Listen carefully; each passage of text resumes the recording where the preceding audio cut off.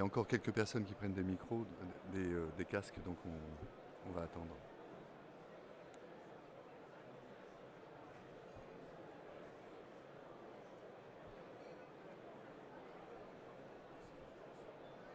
On y va?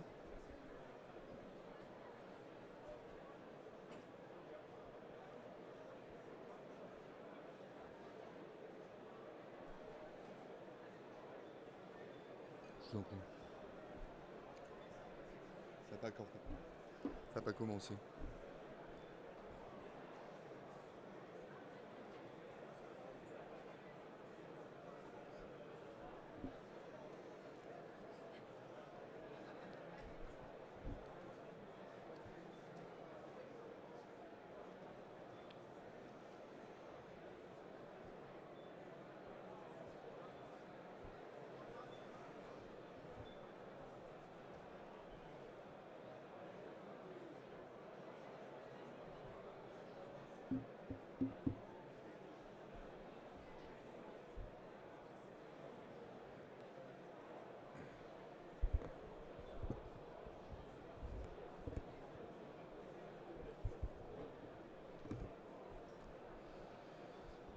Je peux y aller? Ok. Bon ben bonjour à tous. Moi je suis François Roux, je travaille chez Saint-Gobain Glace depuis une trentaine d'années maintenant. Et donc je vais vous présenter notre stratégie autour de l'économie circulaire. Alors, le métier de la production du verre plat, c'est le métier de base, hein, la manufacture des glaces, Colbert, 1665, donc ça fait 350 ans, un peu plus, qu'on produit du verre plat en France. Et on a réussi à garder une implantation industrielle vraiment importante, c'est-à-dire avec 3 fours de flotte, c'est les grosses usines que vous voyez, qui vont produire 400 000 tonnes de verre plat à l'année. Et puis les points blancs, les points rouges et les points bleus, c'est des usines de transformation de verre en double vitrage, en verre émaillé, en système en garde-corps, tout ce qui est transformation verrière. Donc il y a quand même 3900 personnes qui travaillent dans notre réseau, on a 2 centres de recherche et on est vraiment très implanté sur le territoire local. Le verre, c'est une distribution très localisée. Donc on a même dans la production de nos 4 millions de mètres carrés de vitrage isolant le label Origine France garantie. Alors pour bien comprendre notre stratégie sur l'économie circulaire, il faut comprendre d'où viennent nos émissions de CO2. Alors, les émissions de CO2, principalement dans le double vitrage, c'est la production du verre plat. Donc, un four de flotte, ce que vous avez vu en usine, c'est un outil industriel qui est construit pour 20 ans, qui fait à peu près 1 km de long, ce que vous voyez. Et il y a un four en fusion avec 2000 tonnes de matière en permanence qui est chauffé à 1600 degrés pour avoir une sorte de lave qui va couler sur un bain d'étain et produire des plaques de verre de 6 mètres par 3,21 qui sont ensuite envoyées aux transformateurs qui vont produire des doubles vitrages. Donc les émissions de CO2, ça vient essentiellement de cette fusion de matières premières. Donc depuis très longtemps, on a compris, nous, que le calcin, qui est du verre cassé, c'est le petit tas de verre que vous voyez, nous permet de diminuer les matières premières qui sont intégrées dans ce four, mais aussi de diminuer la température de fusion. Alors ce calcin, il provient de 2 origines. Il y a le calcin interne, c'est quand vous passez de 6 à 8 mm, toutes les épaisseurs intermédiaires, vous allez les casser et les réintroduire dans la production. Et puis il vient de calcin que l'on appelle préconsumeur. Le calcin préconsumeur, c'est le calcin qui est produit quand on va recevoir ces plaques dans les usines de transformation et découper les vitrages en mesure fixe. Ça fait des chutes de coupe et tout ça est remonté vers nos fours de flotte parce que c'est du calcin très propre. Il faut qu'on ait une matière qui soit pas polluée, qui n'ait pas de mégots de cigarettes, d'aluminium à l'intérieur, de déchets, de béton, parce qu'autrement on va bousiller une production de verre plat. Une production de verre plat, c'est 500 tonnes de verre par jour. Donc c'est vraiment très important d'avoir un calcin qui est réintroduit dans le four de flotte, qui soit d'excellente qualité. Alors, ensuite, ce verre plat, il est transformé, il devient vitrage isolant et il va être utilisé dans le bâtiment pour diminuer les consommations d'énergie, que ce soit pour faire du chaud ou pour faire du froid. Donc on travaille beaucoup aujourd'hui sur pré- euh, euh, arrêter les rayonnements solaires ou les contrôler beaucoup mieux pour éviter des surchauffes dans le bâtiment, notamment dans le logement. Dans le tertiaire, c'était déjà fait. Donc là, en fait, les émissions de CO2 au niveau de la transformation du double vitrage, c'est intéressant de voir que on utilise, nous, une énergie décarbonée. Pour faire fondre le sable, on utilise du gaz essentiellement en France. Par contre, là, on utilise de l'électricité pour travailler. Et donc, la transformation en double vitrage va apporter, en fonction du double vitrage, à peu près 20% du poids carbone final d'un verre. Alors, Saint-Gobain Glace a décidé très tôt de mesurer son impact carbone dans le bâtiment. Alors, ça, c'est vraiment un indicateur très intéressant pour vous. On est passé bien évidemment par la base IGNES, on a fait des FDES, on est des gros producteurs de FDES pour nos verres de base et nos doubles vitrages. Et dès 2017, on a déposé nos premières FDES. Le Planiclear 4 mm, c'est l'étalon de mesure du poids carbone du vitrage. Le Planiclear 4 mm, c'est le verre de base qui va faire 4 mm d'épaisseur. 1 mètre carré de verre de 4 mm d'épaisseur, ça pèse 10 kg. 10 kg en poids. Donc pour 1 mètre carré de verre qui pèse 10 kg de verre transparent, vous émettez moins de 10 kg d'émissions de CO2 aujourd'hui en production du verre plat. Après, il y aura la transformation pour faire le double vitrage. Donc ça, c'est vraiment la valeur étalon que vous devez retenir parce que c'est ça qui va vous permettre de calculer l'impact carbone du vitrage dans votre bâtiment en calculant la masse des verres qui vont être mis dans votre façade. Donc c'est déjà une belle performance, hein, moins de 10 kg d'émissions de CO2. J'étais en train de lire Un monde sans fin qu'on m'a offert à Noël et j'ai vu que le lait, 1 litre de lait écrémé, quand il arrive en grande surface, c'est 1,4 kg d'émissions de CO2. Donc voilà, vous avez un produit qui va rester 25-30 ans dans votre façade. Les émissions de CO2 du verre ne sont pas colossales, même s'il y a cette fusion à 1600 degrés de ces matières premières. Alors voilà, la question c'est comment est-ce qu'on diminue ces émissions de CO2 et ce poids carbone. Alors pour cela, on a très tôt compris qu'on ne pourrait passer que par le calcin. Et on a déjà 35%, vous vous souvenez sur mon premier slide, il y avait les 3 fours de Float vont produire 400 000 tonnes d'émissions de verre plat pour le bâtiment. Donc on a déjà 35% de calcin qui vient du calcin interne, qui n'est pas compté dans notre FDES à moins de 10 kg d'émissions de CO2, et du calcin pré-consumer, les chutes de coupe des usines de transformation. Là, ces gisements de calcin vont avoir tendance à diminuer. On va diminuer le glass loss, on va diminuer les chutes de production. Donc nous, on a une solution, on a décidé de s'attaquer à la récupération du vitrage en fin de vie, issu de la déconstruction, et de s'engager sur une démarche de recyclage en boucle fermée du verre. Très compliqué parce que jusqu'à maintenant, le verre était jeté avec la menuiserie, quand c'était du PVC ou du bois. L'alu, on ne le voit pas sur les chantiers. L'alu, il est récupéré. Ça, tout le monde s'en occupe. Mais le verre, c'était 200 000 tonnes à peu près qui sont enfouies chaque année. Ça, c'est les chiffres de l'ADEME. C'est quand même... Moi, je produis 400 000 tonnes de verre plat pour le bâtiment. Il y en a 200 000 qui sont enfouis chaque année. Donc, on a un gisement de calcin qui est tout à fait intéressant à aller chercher. Mais on ne peut pas aller le chercher dans ces conditions. Il y a trop de pollution à l'intérieur.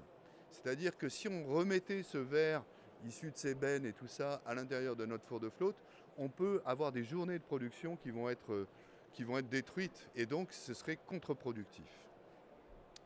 Donc on a décidé de s'associer avec... alors déjà, il faut que je vous rappelle qu'une tonne de calcin, ça nous permet d'éviter 1 tonne de matière première, d'économiser 1 tonne de matière première et de ne pas émettre 700 kg d'émissions de CO2 sur le scope 1, 2 et 3. C'est quand même colossal. C'est quand même quelque chose qui nous permet de dire qu'il faut aller dans cette voie.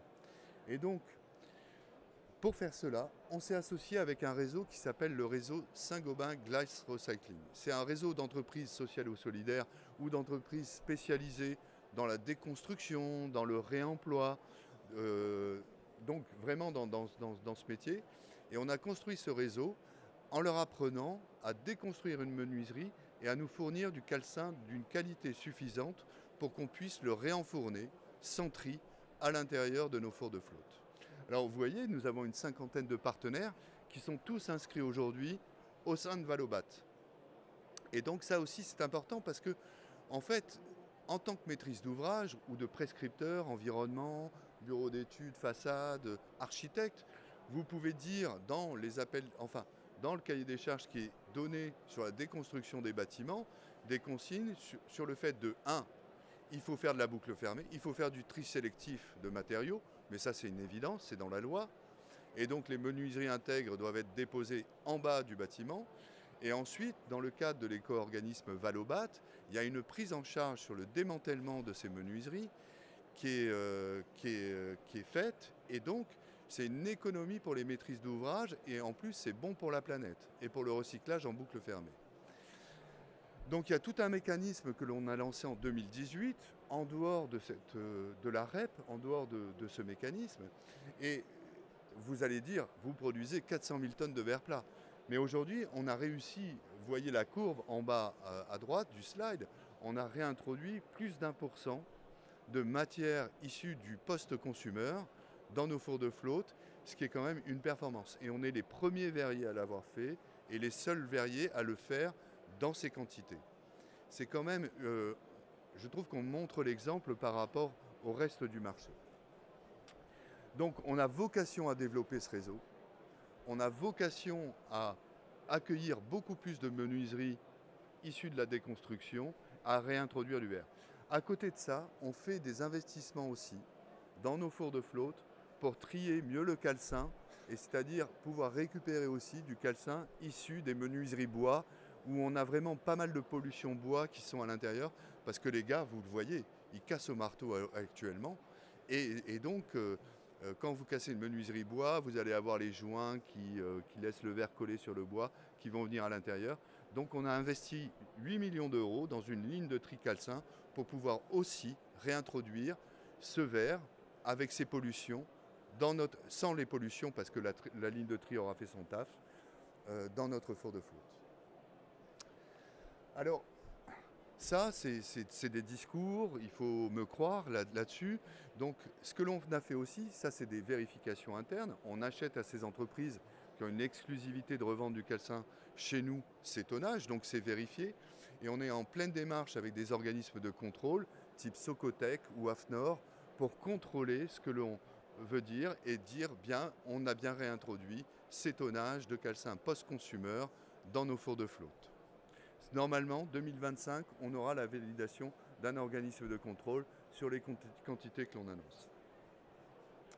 Alors, qu'est-ce qu'on propose à la maîtrise d'ouvrage aujourd'hui? D'abord, le premier, c'est de faire son bilan PMCB et de dire les menuiseries, elles doivent être intègres en bas du chantier et elles sont destinées à faire du recyclage en boucle fermée. Ensuite, ça rentre dans le cahier des charges qui va être donné aux bureaux d'études, aux assistants à la maîtrise d'ouvrage qui vont les aider à organiser leur déconstruction. Il y a le bilan évidemment amiante à faire, le bilan plomb je vous parle des rénovations supérieures à 1000 m². Et donc après, le cureur, lui, au lieu de déconstruire les menuiseries, c'est-à-dire de les descendre intègres et de les jeter bêtement dans une benne, il va nous les poser correctement dans une benne pour avoir la menuiserie plus le verre le plus intègre possible. Ce n'est pas un surcoût. Ensuite, au lieu d'organiser le transport pour aller enfouir ces menuiseries, il va l'organiser pour aller chez notre partenaire, gestionnaire de déchets inscrit chez Valobat, pour que celui-ci déconstruise. Et la prise en charge de cette déconstruction est faite par Valobat aujourd'hui. Il suffit d'inscrire son chantier ou de demander à l'entreprise qui déconstruit d'inscrire le chantier chez Valobat, de désigner un gestionnaire de déchets qui fait partie du réseau Glass Recycling pour être assuré d'avoir un recyclage en boucle fermée de la menuiserie et donc du verre à l'intérieur. Donc nous, ce que l'on fait, c'est qu'on rachète plus cher aujourd'hui que la matière première, ce calcin, à ces entreprises sociales et solidaires. Et à la fin, on va donner à la maîtrise d'ouvrage une attestation comme quoi sa déconstruction vertueuse a permis à Saint-Gobain d'économiser tant de tonnes d'émissions de CO2 basées sur ce que je vous ai dit tout à l'heure. Une tonne de calcin égale 700 kg d'émissions de CO2 en moins, égale une tonne de matière première en moins. Et cette attestation, elle a cette forme. Donc vous voyez, c'est avec le réseau, on cite notre partenaire, on cite la maîtrise d'ouvrage, et je remercie ICAD, d'ailleurs, je ne sais pas s'il y a des représentants d'ICAD ici, parce que ICAD a lancé ces opérations, on a fait 5 opérations avec eux cette année, on leur a fourni aussi du verre bas carbone, et donc ICAD nous a permis quand même de récupérer presque 40 tonnes de calcin sur ces chantiers, ce qui n'est pas négligeable. Donc on dit merci à ICAD, merci à Tricycle qui expose dans le salon, d'avoir aussi déconstruit ces menuiseries, et ces tonnes de calcin clair que l'on a récupérées, on récupère tout type de vitrage. Double vitrage, verre clair, verre feuilleté, verre émaillé, miroir. La seule chose qu'on ne récupère pas, c'est le verre armé, parce qu'il y a la maille métallique à l'intérieur. Et donc, on dit merci ICAD, vous nous avez renvoyé sur ce chantier précisément 11,9 tonnes de calcin, et là-dessus, on a produit, nous, 11,9 tonnes de verre nouveau, ce qui nous a permis d'économiser ces tonnes de matières premières et ces émissions de CO2. Ça, on le fait chantier par chantier, et on fait un bilan avec la maîtrise d'ouvrage à la fin de l'année. Ce qui est vraiment très fort, là, ce qui s'est passé sur le dernier trimestre de l'année 2023, c'est la convention que l'on a pu signer avec la ville de Paris et les 3 OPHLM de Paris sur cette démarche environnementale.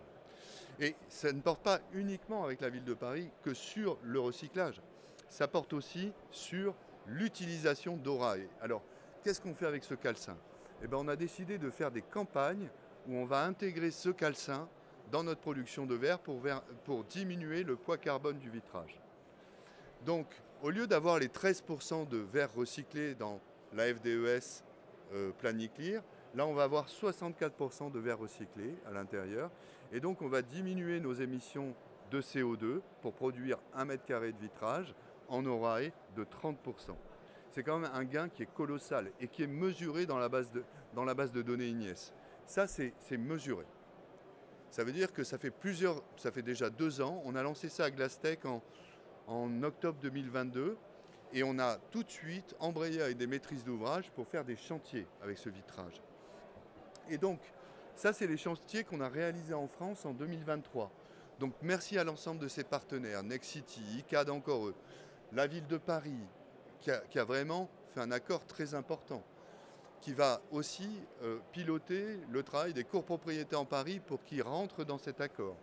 Il y a Bouygues Immobilier avec le plus gros chantier tertiaire avec du verre bas carbone, enfin le premier verre bas carbone mis sur le marché, qui est le projet California avec notre partenaire Westalu. On a travaillé évidemment en interne, on a quelques bâtiments en France, puisque en France le réseau Saint-Gobain, c'est quand même tous les Points P, les Asturiennes, Isover, Weber, Placo. Vous pourrez d'ailleurs venir découvrir ce réseau sur notre stand qui est tout de suite à l'entrée de cette salle du Carrousel. Donc Séquence aussi, merci à Séquence, premier gros chantier avec eux sur la déconstruction à Franconville d'une cité où on va récupérer 16 000 m² de double vitrage, c'est-à-dire à peu près 400 tonnes de calcin à la fin. Et puis on a gagné la médaille d'or au concours de la Fédération française du bâtiment sur le concours de l'innovation avec Verrekia en maîtrise d'ouvrage, Cap SMB en poseur, sur l'utilisation d'un verre Orae avec des couches de contrôle solaire pour l'habitat. Donc vous voyez, il y a une démarche, on marche sur 2 pieds. On récupère le calcin, et le calcin, on va faire des productions qui vont être limitées au début, mais notre ambition, c'est vraiment de passer à une échelle supérieure et d'avoir, d'ici 2030, la moitié de notre production qui sera du calcin, soit interne, soit pré-consumer, soit post-consumer. Alors, là-dessus aussi, ça c'est California, donc avec Westalu, avec Bouygues Immobilier. Et donc, voilà l'attestation aujourd'hui que l'on donne pour le chantier à la maîtrise d'ouvrage. Grâce à ce chantier, vous avez utilisé de l'Orae dans vos doubles vitrages. On a livré tant de tonnes aux transformateurs pour faire le double vitrage. Donc ça fait tant de tonnes d'économie de CO2 et tant de tonnes d'économie de matières premières. Voilà, je pense que je vous ai présenté rapidement notre démarche. Je préférais garder un petit peu de temps pour les questions, donc là on devrait avoir une petite dizaine de minutes. Je vais mettre le casque pour vous écouter et puis je suis vraiment disponible pour répondre à toutes vos questions.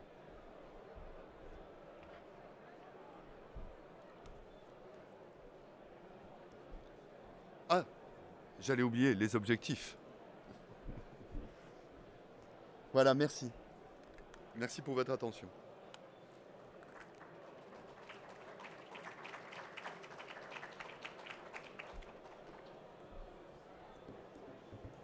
Alors, une question.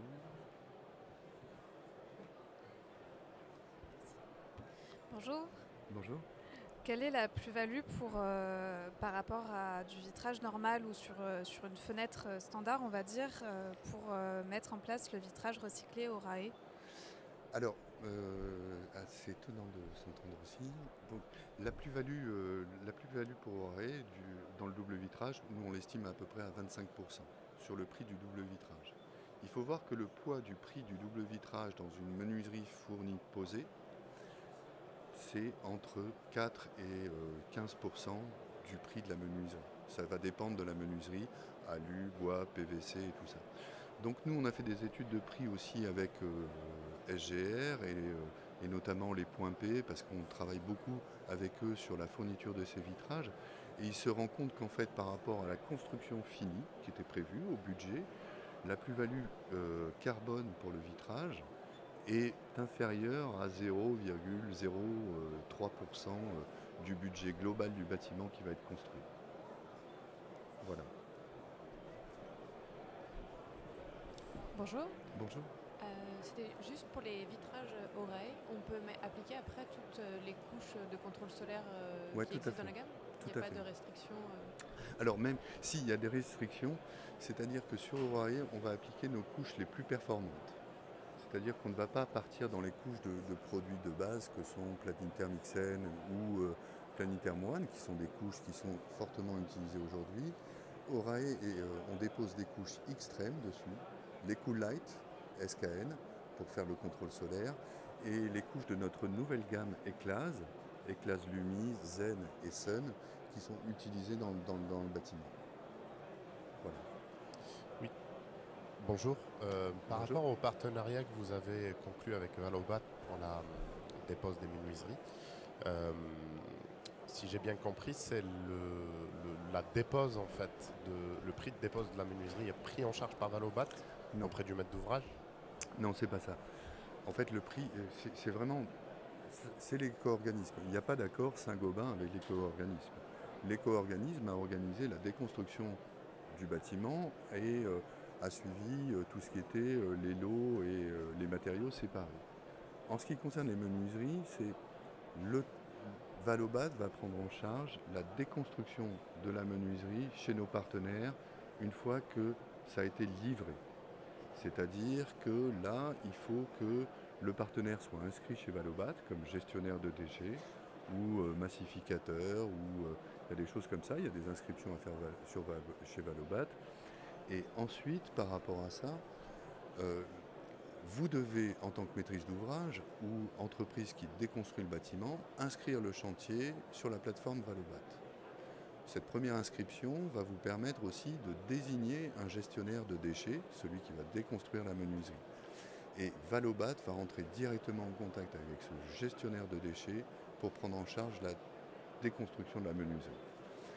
Ce qui implique pour les maîtrises d'ouvrage de ne plus avoir à payer la mise en déchetterie, la prise en compte du déchet qui va être enfoui.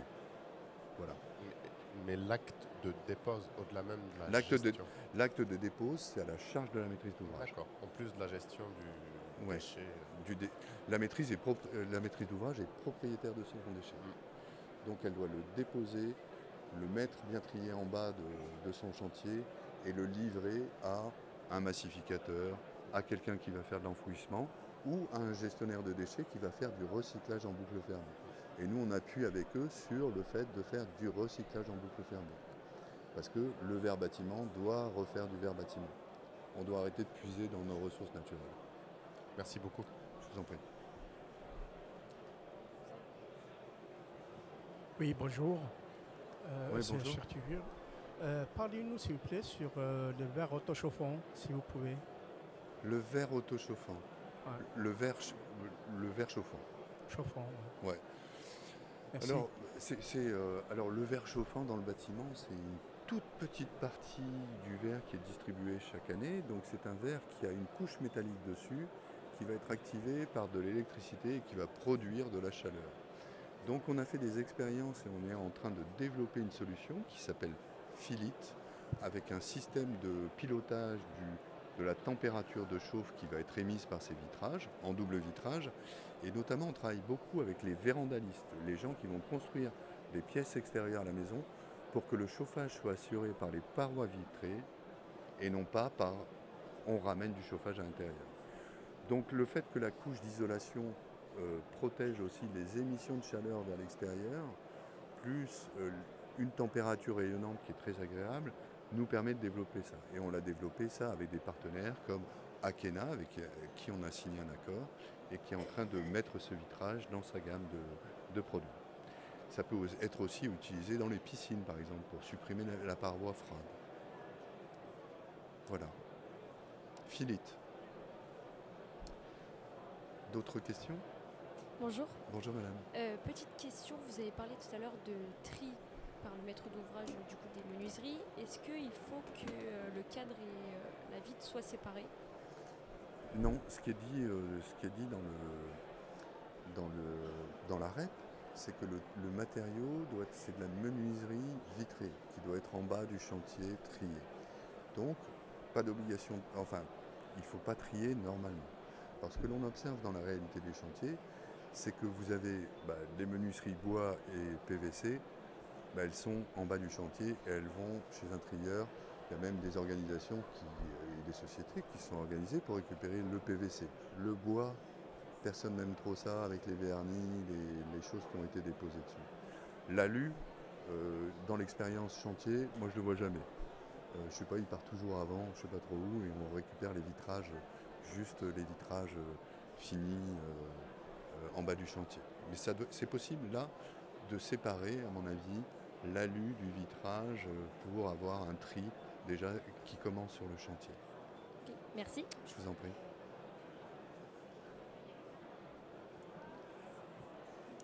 Bonjour. Bonjour.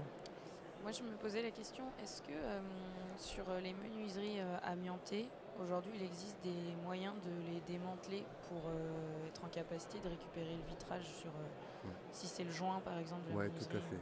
Alors ça, c'est une super question parce que dans les années 70-80, sur la construction, il y avait des joints qui étaient amiantés et qui étaient entre le vitrage et la menuiserie.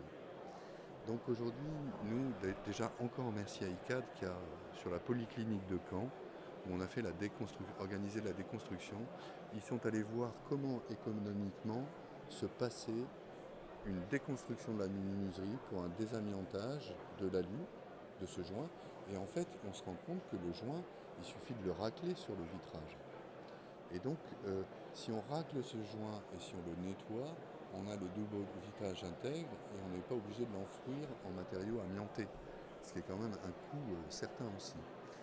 Donc, ICAD l'a organisé, l'a fait, on a récupéré les vitrages et c'est le chantier de Caen, de la polyclinique de Caen, où je crois on a récupéré 7 tonnes de double vitrage à l'issue de cette déconstruction. Donc c'est possible. Il y a d'autres questions qui se posent sur des grandes tours, notamment à la Défense, ou la tour Montparnasse aussi, où les joints entre le vitrage et la menuiserie sont amiantés.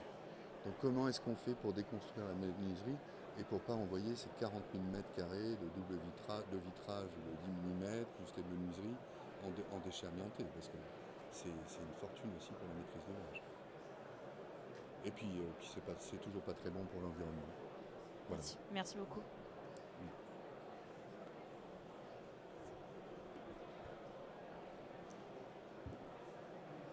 Je crois que c'est la dernière question, s'il y en a encore une. Écoutez, non, je crois donc que ça a dû être assez clair. Je vous remercie énormément pour votre attention et puis si vous avez besoin d'autres renseignements, n'hésitez pas à venir sur notre stand là-bas. Et puis maîtrise d'ouvrage, bureau d'études, prescrivez du recyclage des menuiseries en boucle fermée. Nous on prend tout. Voilà. Merci pour votre attention.